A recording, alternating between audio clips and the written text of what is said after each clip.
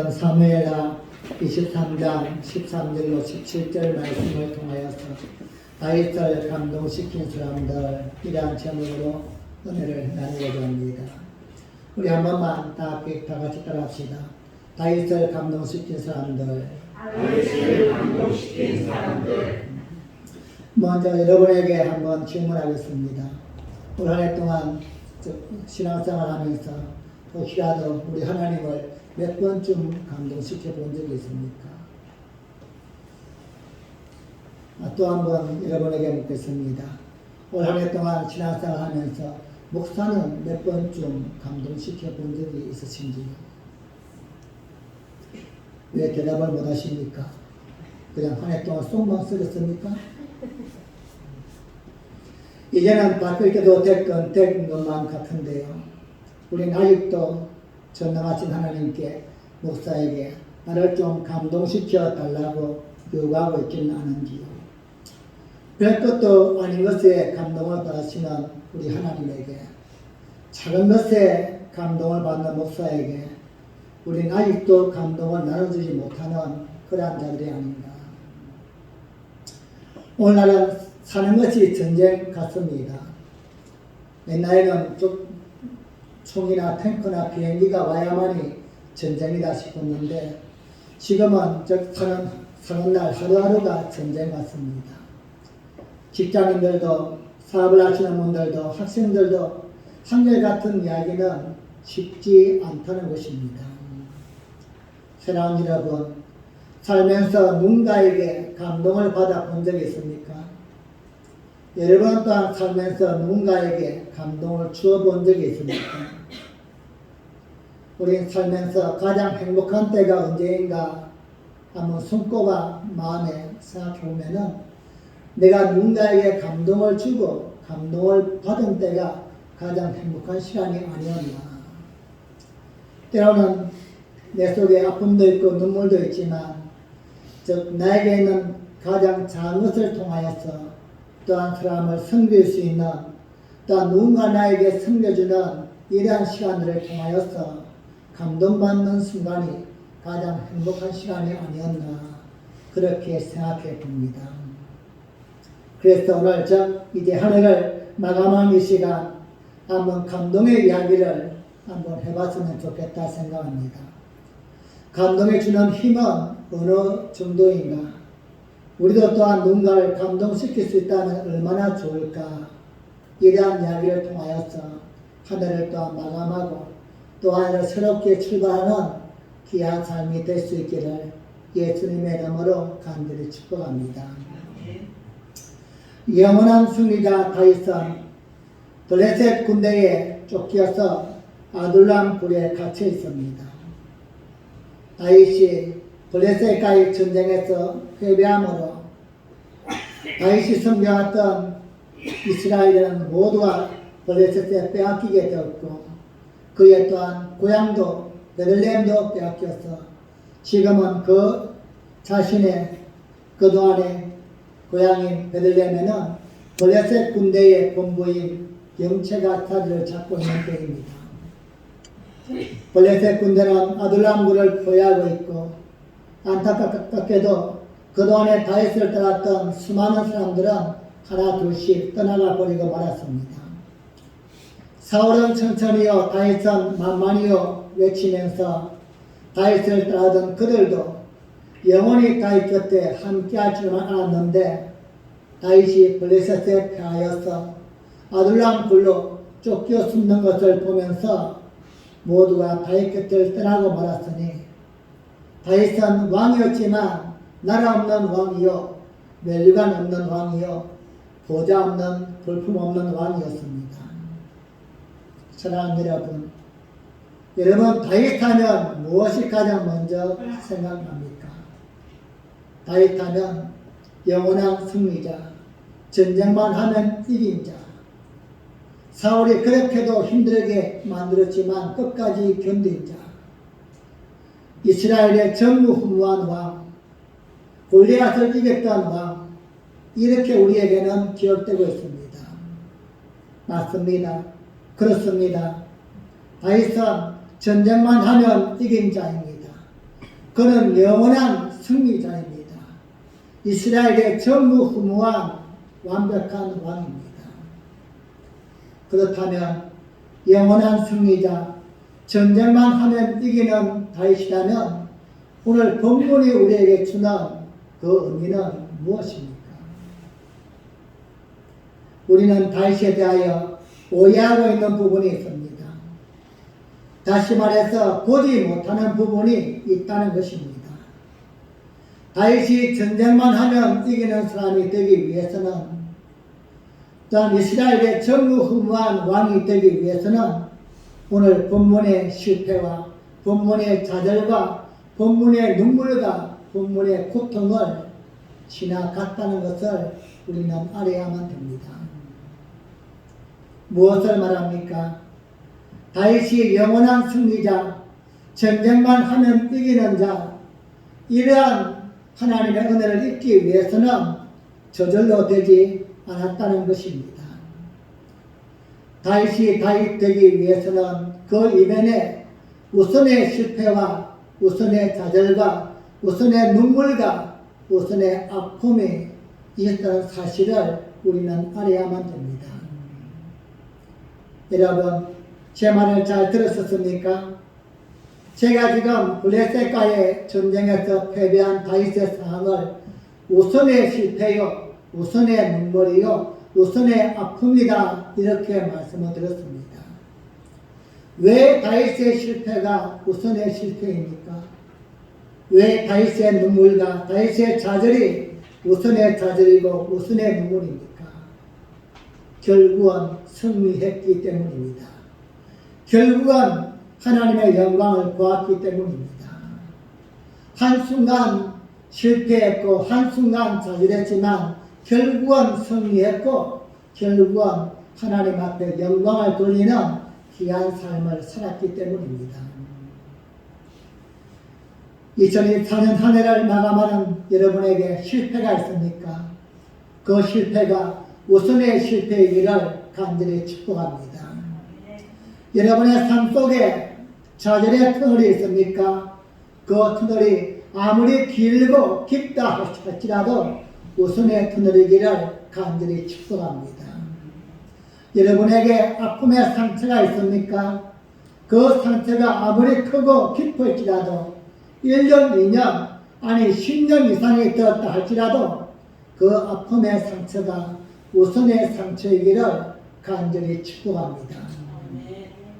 여러분의 삶에 눈물과 아픔이 누구보다 크다 할지라도 언젠가는 그 아픔과 눈물이 간정이 되어져서 하나님을 찬양하고 정가한 날이 반드시 오게 될 줄로 믿습니다.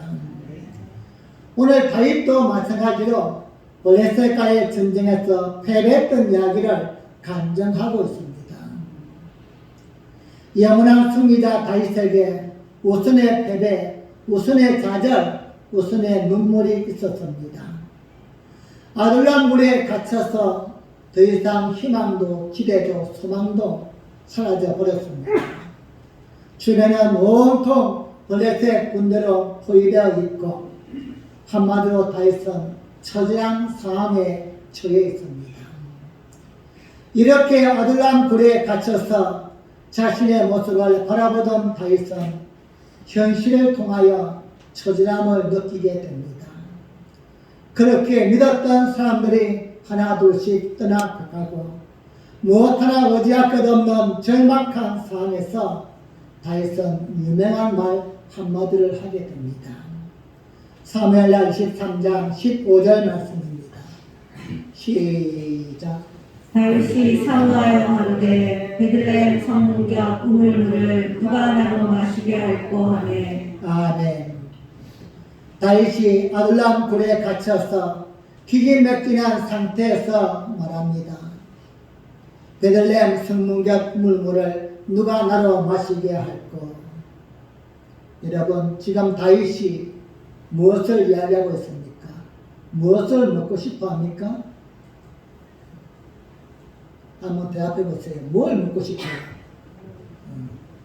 다시 한번 생각해 보세요. 지금 다윗이 뭘 먹고 싶어 하죠? 제가 2번씩이나 지문에도 계속해서 무리하는 사람은 꾸준히 받아듭니다.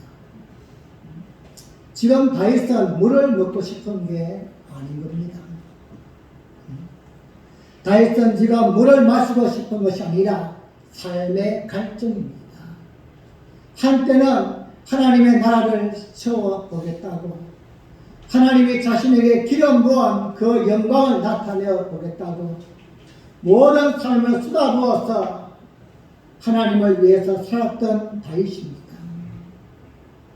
다윗은 오직 그것을 가슴에 품고 사울이 그렇게 죽이려고 해도 압살롬이 그렇게 힘들게 만들어도 오직 하나님이 무엇을 기뻐하실까?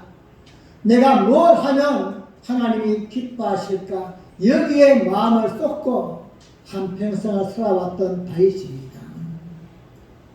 그렇게 하나님의 마음으로 뜨겁게 불탔던 다윗의 마음이 지금 블레셋과의 전쟁에서 처절하게 패배하고 아둘람 불에 갇혀서 하는 말이 이 말입니다.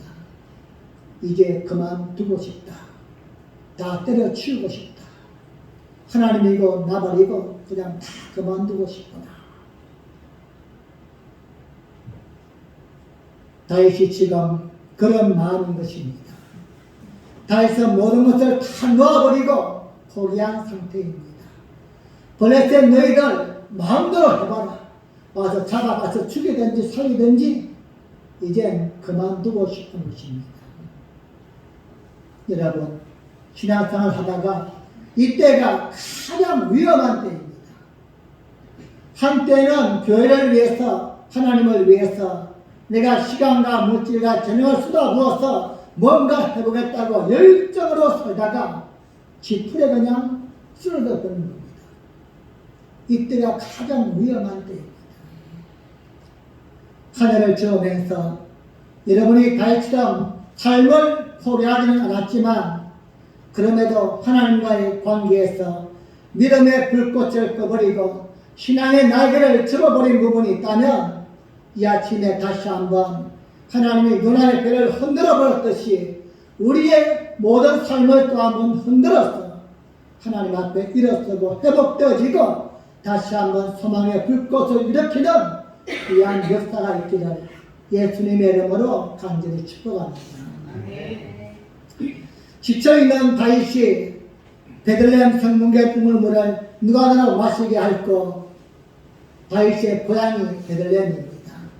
어릴 때부터 그곳에서 뛰어놀다가 지치고 갈증이 느끼면은 우물물 한 그릇을 딱 퍼다가 마셨을 때 그때 그 평안함, 그것을 다윗이 생각하는 것입니다. 이제 좀 편안하게 살고 싶다는 겁니다.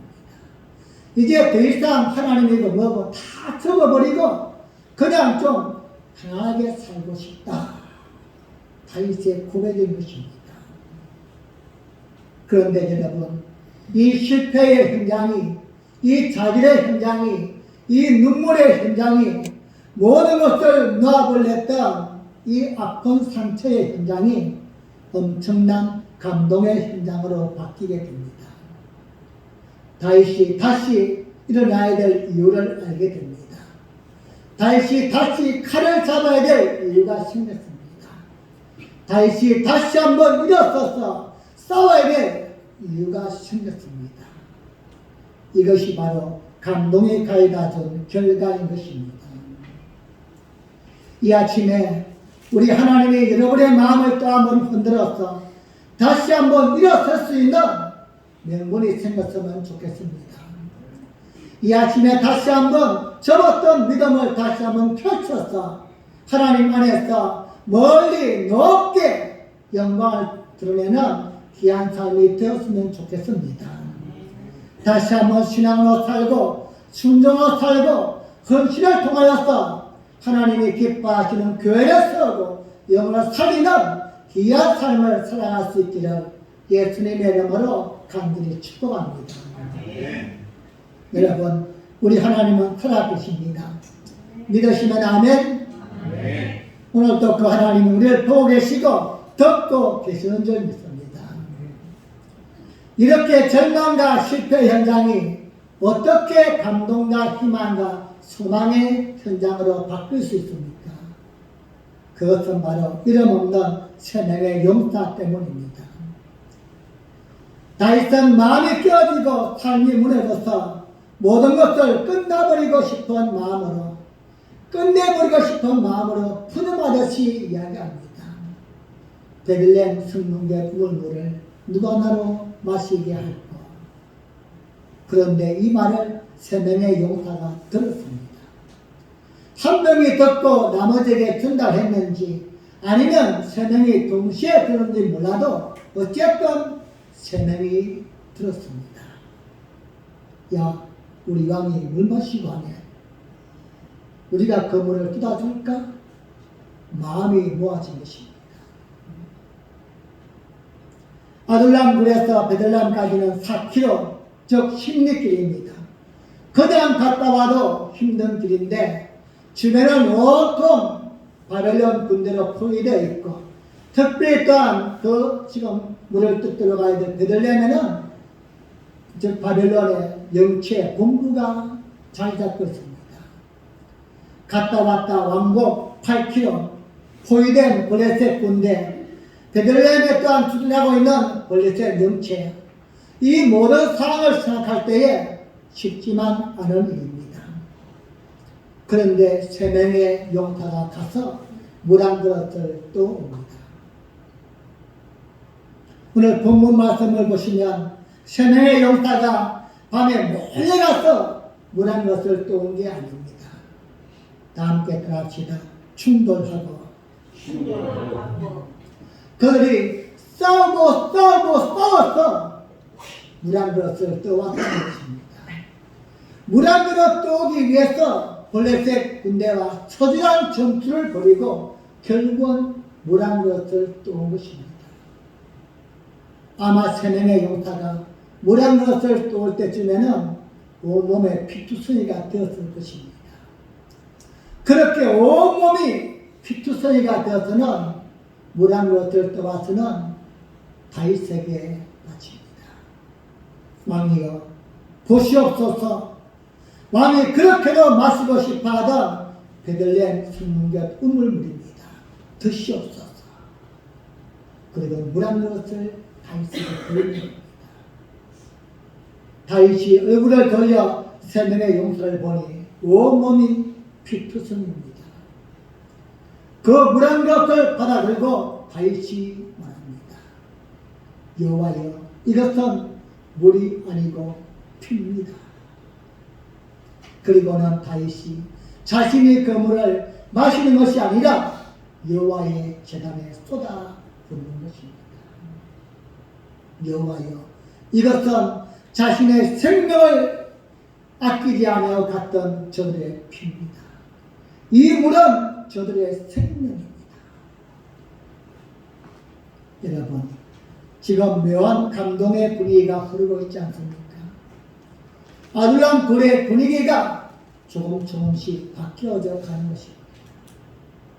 실패와 좌절과 눈물의 현장이 물 한 그릇 때문에 분위기가 조금씩 바뀌어져 가는 것입니다.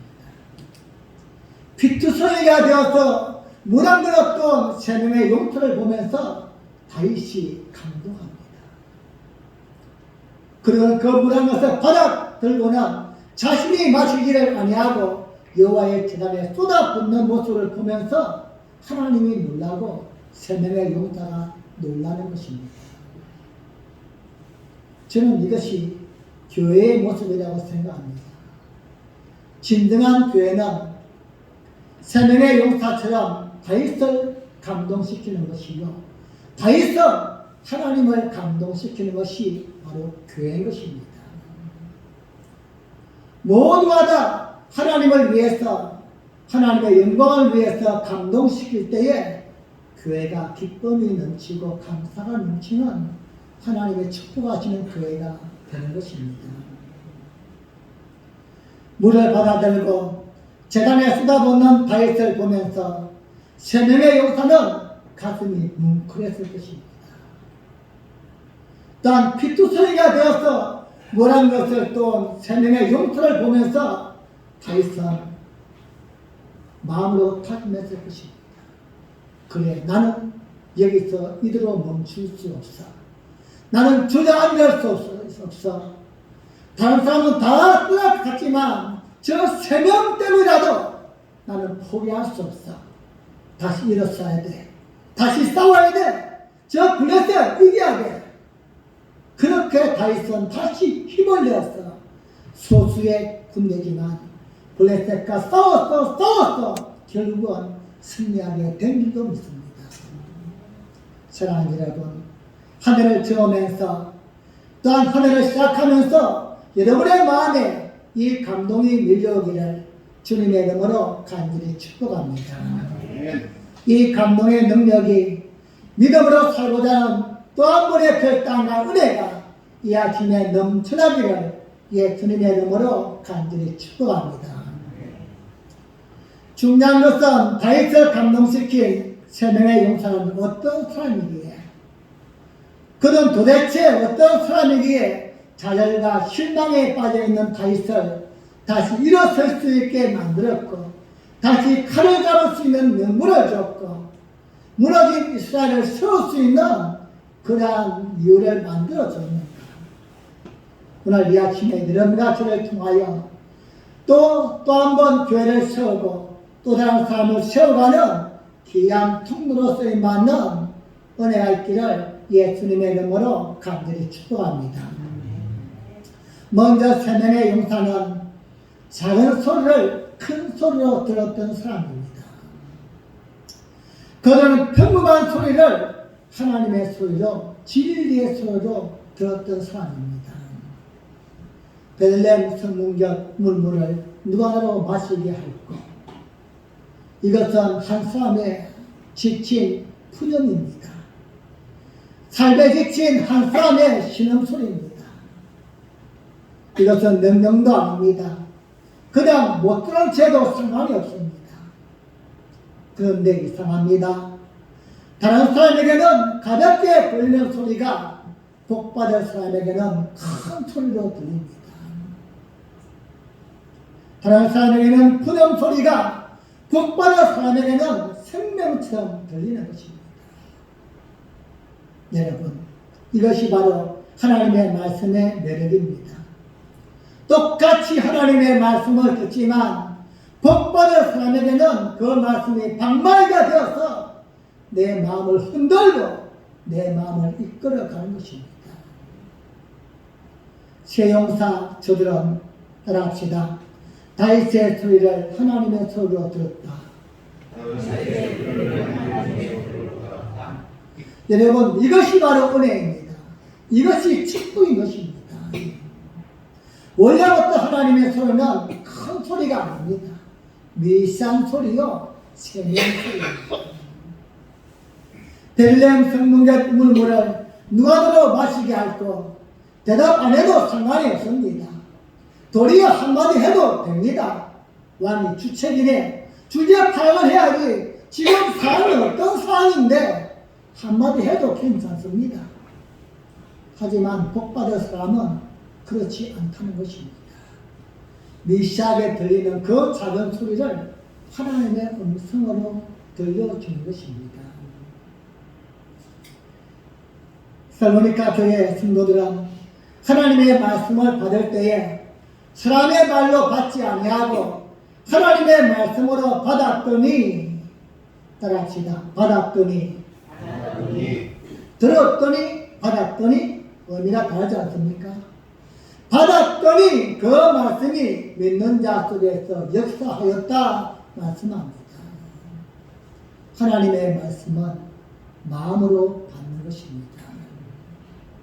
강단을 통하여 선포되어지는 수많은 말씀들을 하나님의 말씀으로 받을 수 있는 여러분과 제가 되기를 주님의 이름으로 간절히 축복합니다. 미시한 음성이지만 한 사람의 푸념 소리 같지만 한 사람의 시험 소리 같지만 그 들려지는 말씀에 순종할 때에 또 한 번 기적이 나타나고 놀라운 역사가 일어나게 된 줄로 믿습니다. 둘째로 3명의 용사는 작은 것에 목숨을 걸었던 사람입니다. 세 명의 용사 저들은 나를 위해서 뭔가 대단한 일을 한 사람도 아닙니다. 뭐 적장에 목을 잘라왔다든지 아니면 뭐 거기에 모여있는 그 블레셋 군대를 초토화시켰다든지 큰 일을 한 것이 아닙니다. 겨우 해봤자 무당들어 또 온 거예요. 너무너무나 사소한 거 아닙니까? 우리가 생각할 때에 야 그까짓 것 위해서 목숨을 걸었냐 이렇게 할 정도입니다. 뭐 세계 평화를 위해서 원한 게 아닌 거예요.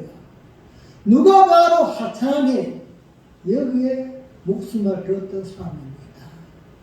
사소한 작은 일. 여러분 어쩌면 이 세 명의 용사 물도다가 죽을 수도 있습니다.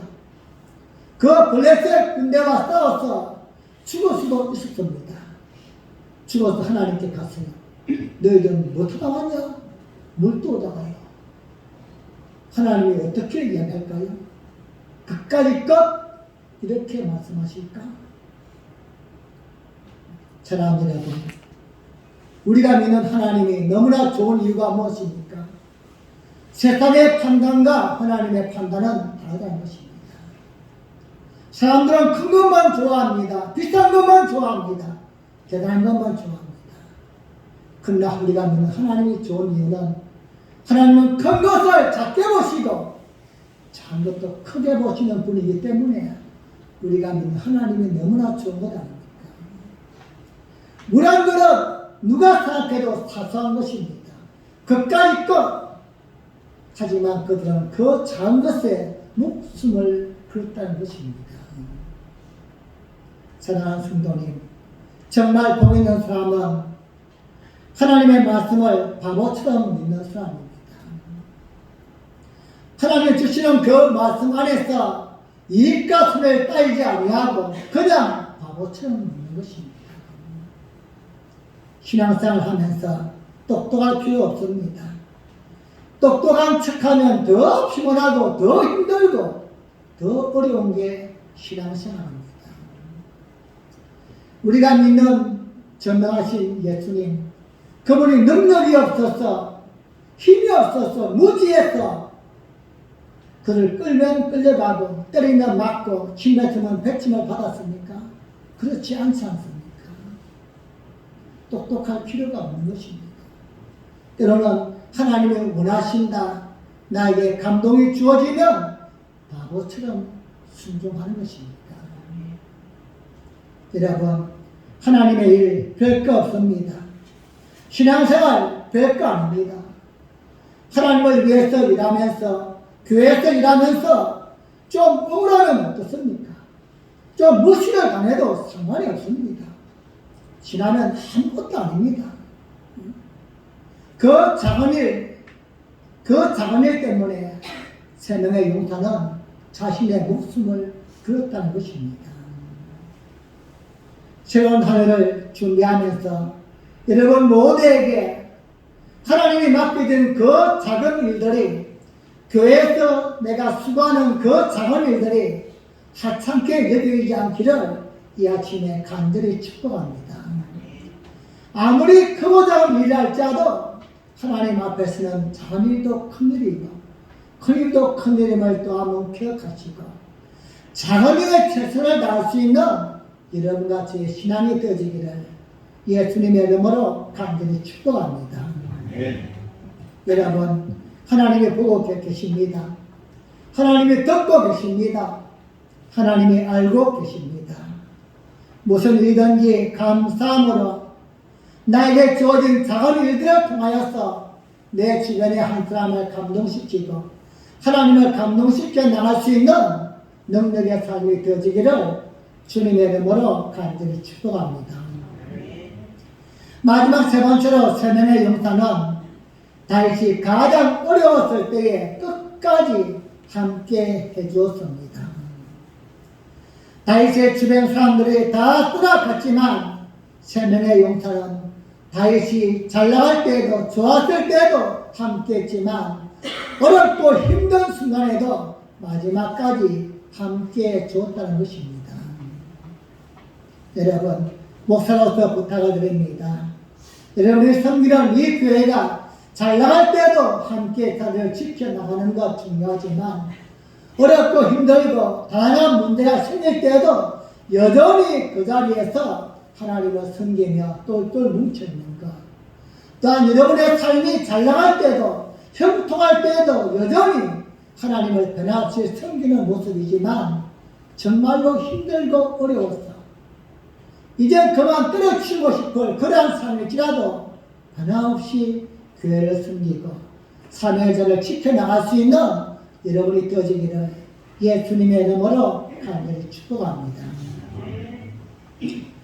이런 세 명의 작은 감동으로 무너진 다윗의 삶이 다시 회복되어지고 빼앗긴 나라를 다시 찾게 되어지고 잃어버린 하나님의 나라를 세우는 결국을 보게 되었습니다.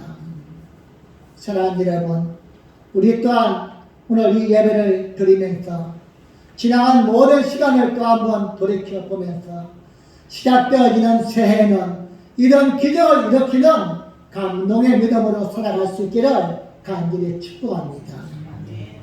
하나님이 나에게 주신 감동의 말씀이 있다면, 작은 은혜가 있다면, 작은 기회가 있다면 도전해 보시기를 바랍니다. 하찮은 것, 누구도 또한 눈에 보지 않는 그런 것이라 할지라도 하나님 앞에서는 소중한 것이요 너무나도 귀한 것임을 잊지 마시고 그동안 놓았던 또한 믿음의 열정을 다시 한번 일으켜서 말씀 안에서 기도의 끈을 붙들고 최소한의 열정을 통하여서 또 한번 꺼져버린 신앙을 세워가는 귀한 삶이 되기를 주님의 이름으로 간절히 축복합니다. 사랑하는 빛나게 성도님, 지나간 2024년은 어땠습니까? 다가오는 2025년은 어땠으면 좋겠습니까? 별거 없습니다. 지나오면 또 똑같을 겁니다. 문제는 우리의 마음이요 우리의 자신인 줄 믿습니다. 하나님이 주시는 작은 말씀 한마디에 순종할 수 있는 여러분과 제가 되기를 바랍니다.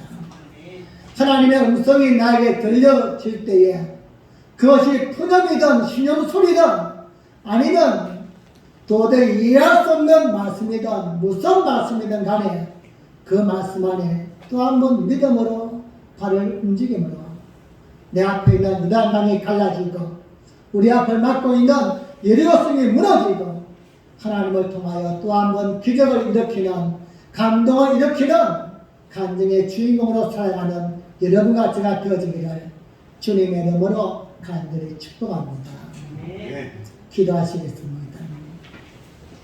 우리 하나님께서 합심으로 기도할 때에 하나님 지나온 2024년 1년 동안 어떻게 살았습니까? 그리고 2025년을 어떻게 살아야만 됩니까? 하나님이 보고 계신데요. 여기는 목사가 보고 있는데요. 하나님이 듣고 계시지 않습니까? 여기 있는 작은 목사가 듣고 있습니다. 들려지는 작은 소리를 하나님의 소리로 듣고 살게 하여 주옵소서.